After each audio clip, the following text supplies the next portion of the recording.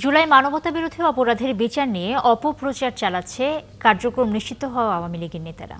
বুধবার এমন অভিযোগ করেছে আন্তর্জাতিক অপরাধ ট্রাইব্যুনালের প্রসিকিউশন। শেখ হাসিনার বিরুদ্ধে মামলার রায় কবে হবে তা আগামীকাল জানাবে ট্রাইব্যুনাল। আরও জানাচ্ছেন সৈকত সাদিক।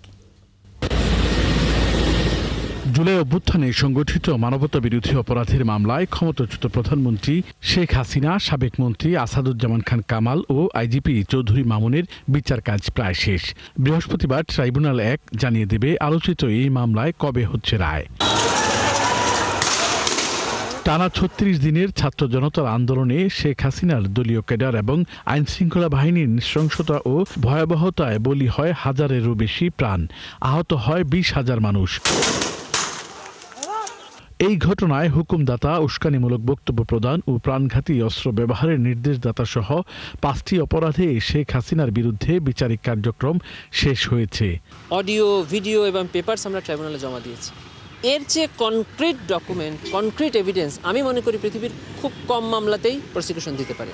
শুধু বাংলাদেশের ইন্টারন্যাশনাল ক্রাইমস ট্রাইব্যুনাল না, আমরা প্রসিকিউশনের পক্ষ থেকে মনে করি যে এই এভিডেন্স পৃথিবীর যে কোনো আদালতে যদি উপস্থাপন করা হয় তাহলে সেই আদালতের প্রসিকিউশন এই মামলা সন্দেহাতীতভাবে প্রমাণ করতে সক্ষম হবে। এই রায়কে ঘিরে নিষিদ্ধ দল আওয়ামী লীগ অপপ্রচার চালাচ্ছে বলে অভিযোগ প্রসিকিউশনের। ওনারা জাতিসংঘে একটা আবেদন করেছেন, আপনি বলছেন সেই জাতিসংঘের আবেদনে ওনারা কি বলছেন যে এই আদালতের কার্যক্রম ঠিকভাবে পরিচালিত হচ্ছে না।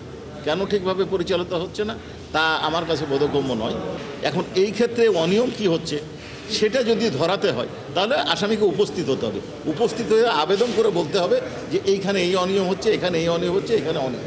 পলাতক আসামি পক্ষে অন্য কোনো ব্যক্তি কোনো কথা বলার সুযোগ নাই, শুধুমাত্র স্টেট ডিফেন্স লয়ার ছাড়া।